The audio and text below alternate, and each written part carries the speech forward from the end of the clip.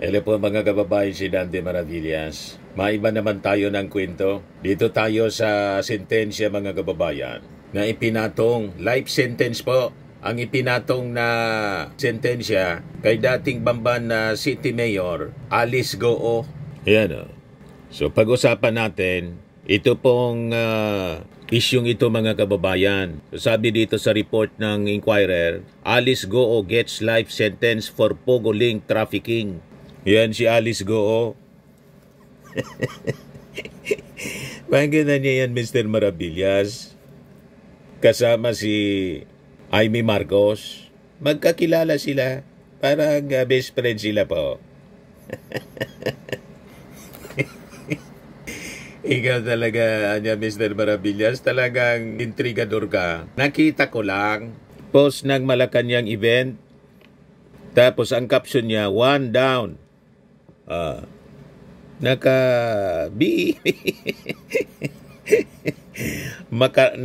Marcos sign, pero on the side of on the side of ang kasama si Amy Marcos. Nasa loob ng isang kotse siguro yan. Hindi natin alam kung kaninong kotse. Baga kay Alice Goo, pinasakay si Amy Marcos. So dito ninyo mga kababayan, maintindihan kung bakit ang daming nagagalit sa ating Pangulong Bongbong Marcos. Kasi nilabanan niya lahat ng illegal na nag-thrive during the previous administration. At isa dito yung Pogo. At yung Pogo, mga Chinese ang karamihan sa mga involved. So hindi na tayo magtataka mga kababayan. Kung limbawa may foreign actors na nagpupundo, yun ang lumalabas ngayon sa mga kwento. May foreign actors daw na nasa likod ng pagpupundo para patalsikin yung ating Pangulong Bongbong Marcos. Ang dami kasing nasagasaan na mga illegal activities other than during his administration ngayon, yung mga kilalang personalities tulad ni Kibuloy na kulong, si Tebes na kulong, at ang pinakang matindi, yung dating Pangulo na deliver pa dahig sa ICC. Kaya sabi nga po ni Attorney Falsis, maganda yung statement post ngayon ni kahapon pala ni Attorney Falsis, isang political commentator. Ito yung sabi ni Attorney Jesus Falsis. Sabi niya, Executive Secretary Lucas Bersamin says he did not resign, but he was told to go. So he was fired by BBM then. Now that is political will. Even DDS Attorney Salvador Panelo admits as much when I interviewed him. Now arrest Bato, jail Cheese, Joel, and Jinggoy, and impeach Sara. BBM has caused the arrest of powerful cult leader Pastor Kibuloy, and of course the arrest of popular but corrupt former President Rodrigo Duterte. Believe that BBM is a weak president at your own risk, mga DDS. Maniwala niya kayo, sige, ituloy ninyo ang inyong paniwala. Ng ating Pangulong Bongbong Marcos is a weak leader. Kuting nga ang tawag nila, kuting. Weak leader, lame duck, president at your own risk. Na maintindihan na ninyo kung bakit pinagkakaisahan yung ating Pangulong Bongbong Marcos. Kasi nilalabanan niya yung mga powerful syndicates dito po sa ating bansa. Mga illegal activities dito po sa ating bansa tulad ng Pogo. At ang latest nga po, itong si Alice Goo, dating Bamban City Mayor, na sentensyahan na po na makulong for life. Si Alice Goo po, Chinese, napatunayan na Chinese, pero naging mayor po ng Bamban. You see? So hindi tayo magtataka, mga kababayan, kung may mga foreign actors funding for the ouster ng ating Pangulo. Ito yung report. Foreign funded rallies are treasonous, says Malacanang. Should it be proven that anti-government protests are funded by foreign actors, this will be considered as betraying the country, sabi po ng Palasyo Malacanang. Palace Press Officer Claire Castro said the military and police are still investigating the matter. Sabi niya, kung may katotohanan at makikita po sa kanilang pag-iimbestiga na foreign funded itong kanilang sinasagawang rally, masasabi po nating ito ay pagtataksil sa bayan. Castro said that it was not right for other countries to enter the Philippines political issues.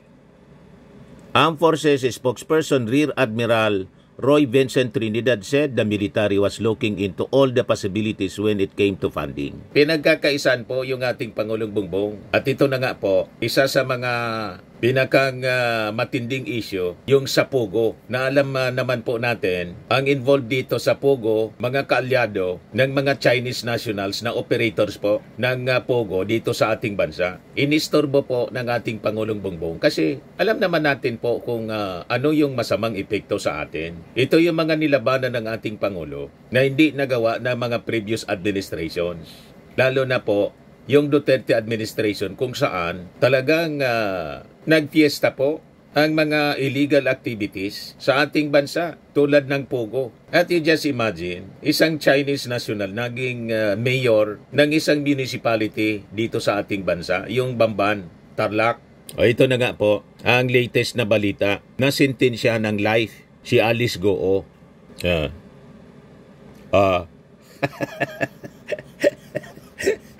Magkakilala po, parang best friend ni Amy Marcos po. Talaga niya, Mr. Maravillas. Nakita ko nga lang, mga kababayan, biglang lumitaw. Biglang lumitaw yung picture ni Alice Goo kasama si Amy. So, ang sentensya, mga kababayan, to life imprisonment, may relasyon sa kanyang pagkasabit sa human trafficking case. Yan o. Was sentenced on Thursday to life imprisonment kahapon po for organizing and directing a web of associates to commit human trafficking. In an 11-page decision, the Pasig City Regional Trial Court, RTC, found Goo, as known as Goo Waping, guilty beyond reasonable doubt of qualified trafficking, and ordered her and her co-accused to pay a 2 million fine each and compensate several trafficking victims who filed the complaints. Justice Undersecretary Nicolas T. said the landmark decision, the country's first conviction under the expanded anti-trafficking laws provision on organizing and directing others to commit human trafficking, could be used in other pending Pogo-related cases. This include a case in Porac, Pampanga, where the former presidential spokesperson Harry Roque is implicated. Kaya mga kababayan, walang tigil sila sa pag-destabilize sa Marcos administration. At si Harry Roque mismo, atat na makaupo si Sara Duterte. Kasi sabit siya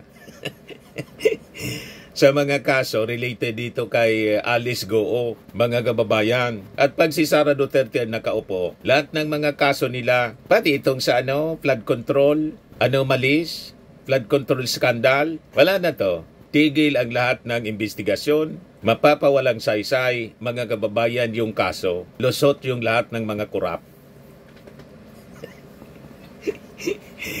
Ano ba? Itigil ang gulo, tuloy ang korupsyon. Yan ang mga yun po ang magiging slogan na itigil ang gulo, tuloy ang korupsyon. Kaya sila nanggugulo, mga kababayan, at gustong tanggalin yung ating Pangulong Bongbong Marcos. Ang dami pong nasagasaan ng weak leader. Ang daming nasagasaan. Kaya huwag kayong nagpapaniwala dito sa mga political propaganda nila against the president. Purposely gusto talaga nilang tanggalin. Kasi ang daming nasagasaan. Sa Pogo, mga illegal activities, at sa flood control, anomalies. Ang daming politikong sabit. Ano ba?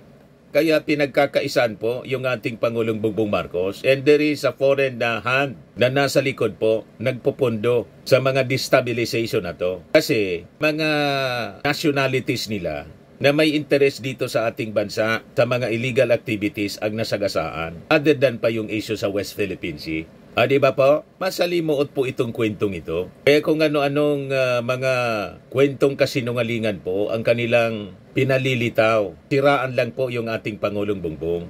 So sabi dito, that's our theory, so we can implicate people who even if they were not the ones who physically hurt, recruited, or exploited the trafficking victims themselves were still involved in establishing the organization where the human trafficking took place and get them convicted, sabi po ni T. The Pasig City RTC Branch 167 also convicted Jemelyn Santos Cruz, Rachel Malonzo Carion, and Walter Wong Rong for organizing trafficking activities inside the Baufo compound where the raided Son Juan Technology Pogo Hub was located.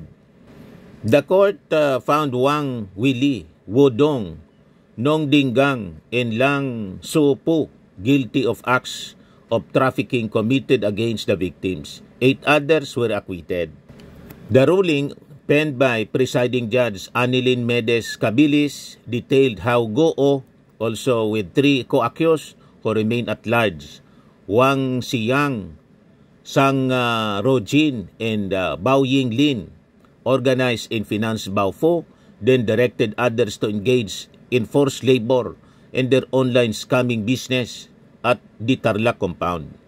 The court said Goo and 3 fugitives were the beneficial owners of the raided Pogo Hubs, Hong Sheng and Son Juan, both located within the Baufo compound.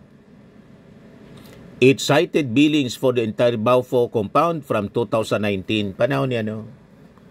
Nagsimula, panahon ni Digong, to 2024, which were under Goo's name and paid using checks she signed drawn from the bank accounts of QJJ Genetics, a corporation owned by her family. The court also discussed how the traffickers took advantage of the complainants' vulnerabilities, with some victims deceived and intimidated by Goo and her cohorts. Kaya po, huwag palilin lang sa angelic face ni Alice Goo. Sabi kasi sa Bible, beware of wolves in sheep clothing. Ganun po mga kababayan. O ngayon, naging very instrumental sa conviction mga kababayan, yung investigasyon ng Senado at saka ng Congress. Ining Congress mga kababayan, ang kumorner nito po sa Senado si Risa Hontiveros. Mamaya parinig ko sa inyo yung statement ni Risa Hontiveros. In Congress, mga kababayan, ang counterpart niya doon, na kumorner kay Alice Goo, si Batangas Representative Jinky Luistro. Ayan po. Si Jinky Luistro. Do you know Ru Jin Zhang? I invoke my right against self-incrimination po, Your Honor. But again, I pending wish to case po. remind you, Miss Alice, of your earlier statement. Ang sabi mo, hindi ka sasama sa isang negosyo kung hindi mo kilala at pinagtitiwalaan ang mga fellow incorporators mo. Your Honor, since may pending case po. I understand. Opo. Now let us proceed to the third incorporator, Zhang Wang. Do you know him? I invoke my right po ulit, Your Honor. For the information of the committee, Mr. Chair, ito pong si Bao Yinglin, fellow incorporator ni Alice Goo, sa Baofu Corporation, is convicted of 3 billion Singaporean dollar money laundering. And this after she made the statement na hindi siya sasama sa isang negosyo kung hindi niya kilala at pinagtitiwalaan ang mga kasama niya. With respect to Ru Jin Zhang, Mr. Chair, he is likewise convicted of 3 billion Singaporean dollar money laundering. Again, this is after her statement na hindi siya sasama sa isang negosyo kung hindi niya kilala at pinagtitiwalaan ang kasama niya. The third incorporator, Zhang Wang, Mr. Chair, used to be with Hong Sheng Corporation, whom after the 2023 raid was charged of the crime of cyber crimes. Again, this is after the statement of Miss Alice Goo na hindi siya sasama sa isang hanap buhay kung hindi niya kilala at pinagtitiwalaan ang mga taong kasama niya. I wish to manifest, Mr. Chair, that this representation humbly submit that Miss Alice Goo purposely ran for public office in spite of her knowledge that she is not qualified, she being a Chinese national, to be able to welcome business establishments which she believes will bring growth and prosperity to the people of Banban. And this business establishments includes Hongsheng, a POGO operator, and Yunzuwan, also a POGO operator.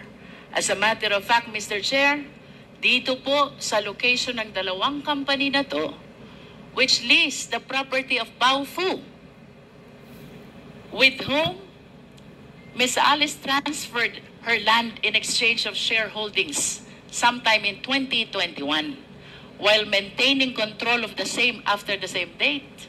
Dito po nahuli ang maraming Chinese nationals who are now charged of the cases of money laundering and even qualified human trafficking, Mr. Chair.